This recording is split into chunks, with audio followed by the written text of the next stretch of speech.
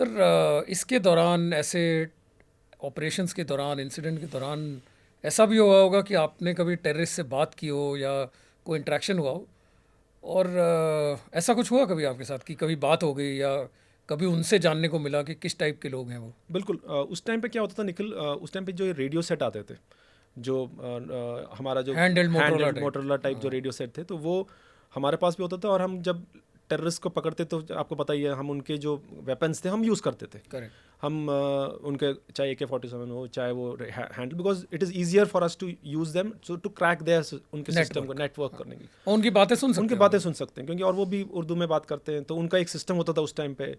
जैसे ही इन्फिल्ट्रेशन करके आते थे, उनको वापस रिपोर्ट करना होता था कि हम यहाँ पहुँच गए, हम यहाँ पहुँच गए, यहाँ पहुँच गए, और हम ये एक्टिविटीज़ किया है, हमें ये प्रॉब्लम है। तो इस तरह की चीज़ें हम मॉनिटर करते थे, तो हम उससे क्या होता था, हमें पता लगता था कि किस एरिया में हरकत हो रही है, ताकि हम उनके ऊपर वहाँ पर हम हमारा अपना फोकस कर सकते थे। तो इस टाइम क्या होता था कि एक एक टाइम ऐसा आता था कि हम पहचान सकते थे कि कौन सा टेररिस्ट है, कि कहाँ ये जो है इस एरिया में आया हुआ है। कुछ 3-4 महीने में अगर वो घूम रहा है उस एरिया में, अगर पकड़ में नहीं आया, तो हमें पता लगता था ये फलाना टेररिस्ट है। और उसको भी पता लगता था कि किस पोस्ट कमांडर बात कर रहा है, क्योंकि उसको भी उस टाइम पे वहाँ पे उसको, जैसे जिस तरह से हमें इंटेलिजेंस मिलती है, वो भी अपना इंटेलिजेंस लेता है फ़ौज के बारे में। तो इस तरह से जब हम लोग, एक ऑपरेशन हुआ था हमारा एक यूनिट का, तो हम जब गए थे, तो एक जवान जो है वो ऊपर से क्लिफ से नीचे गिर गया, 15-20 फीट नीचे फिसल के नीचे गिर गया था पहाड़ी से। पहाड़ी से। तो उसको हमने फिर बचा लिया, हमने उसे उठाया और इमीडिएटली हम उसको इवैक्यूएट किया, और वो बच गया, उसको कोई प्रॉब्लम बाद में नहीं हुआ। तो अगले दिन जैसे ये नॉर्मल रिपोर्टिंग के जब ये टेररिस्ट रिपोर्ट कर रहे थे, तो हम भी बीच में जाते हैं बात करने के लिए, हाँ कहाँ हो तुम, क्या कर रहे हो तुम, सरेंडर क्यों नहीं करते हो, इस तरह की बातें करते हैं। तो वो बोलेंगे नहीं, हम तो लड़ने के लिए आए हैं साहब, आप हमें वो मत करो। तो इस तरह की हम बातें करते। तो उन्होंने, उस टेररिस्ट ने मेरे से पूछा कि साहब वो लड़का जो कल गिरा था वो कैसा है। क्या बात कर रहे हो? तो मैंने पूछा भाई तुम्हें कैसे पता गिरा है? बोलता साहब मैं तो वहीं था। तो मैंने पूछा कि आप कहाँ थे?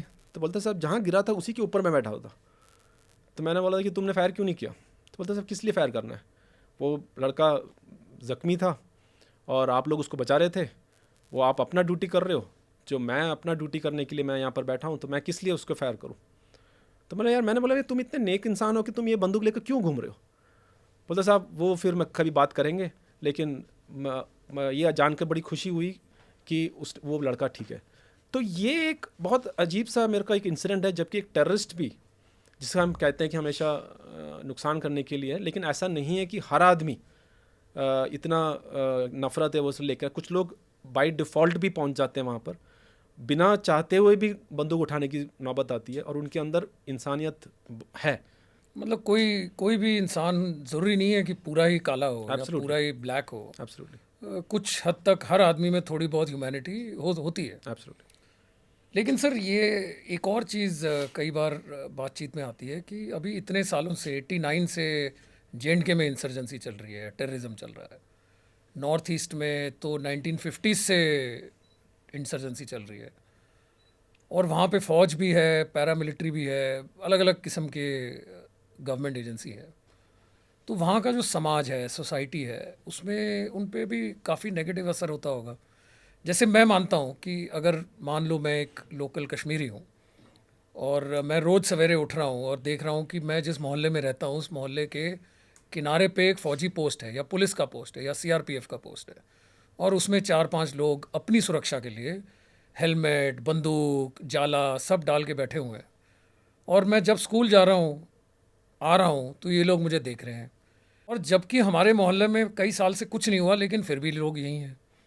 तो थोड़ा सा फियर बोल लो या फियर साइकोसिस बोल लो, थोड़ा सा तो उस समाज में कठिनाई होगी। तो आपका इस पे क्या विचार है कि उस समाज में क्या क्या चेंजेस आए हैं पिछले 20-30 साल की इंसर्जेंसी की वजह से? डेफिनेटली निखिल, 20-30 साल का यो युद्ध समान ही मान लो उस एरिया हाँ, में, it is war like sir. War like and युद्ध समान में डेफिनेटली लोगों का साइकी चेंज होता है। आप सोचो, जो बच्चा जब से हुआ है तब से उसने गन शॉट्स ही देखे हो, उसने IED ब्लास्ट देखे हो, उसने मौत देखी हो, उसने, तो इस तरह का एक साइकोलॉजिकली बहुत बड़ा इम्पैक्ट होता है। तो it's a very very complex situation पहली बात तो, और ख़ास तौर पे 30 साल से ऊपर से जब ये चल रहा है तो डेफिनेटली वो इम्पैक्ट पड़ा है।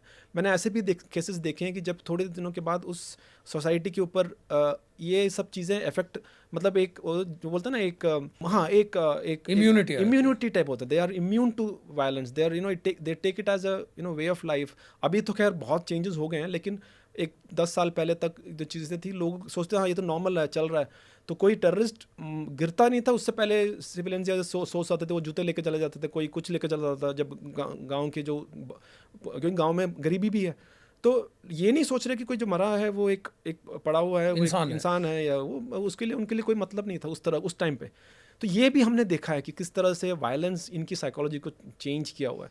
तो डेफिनेटली ये एक ऐसा चीज़ है, काउंटर टेररिज्म और टेररिज्म, वो इंसानियत लोगों के अंदर धीरे धीरे धीरे करके वो कम होते होते जाते हैं। सोचने वाली बात है कि अगर एक समाज के ऊपर इतने साल से आसपास फौज घूम रही है, टेररिज्म चल रहा है, लोग उन्हीं के लोग उसी टेररिस्ट का शिकार हैं, और हम सब ने अपनी सर्विस में देखा हुआ है कि टेररिस्ट जब एक गन उठा लेता है तो उसका अपने ही लोगों की तरफ बर्ताव कैसा हो जाता है, चाहे वो खाने पीने के लिए हो या बाकी अय्याशी के लिए हो। So very very negative impact on all that.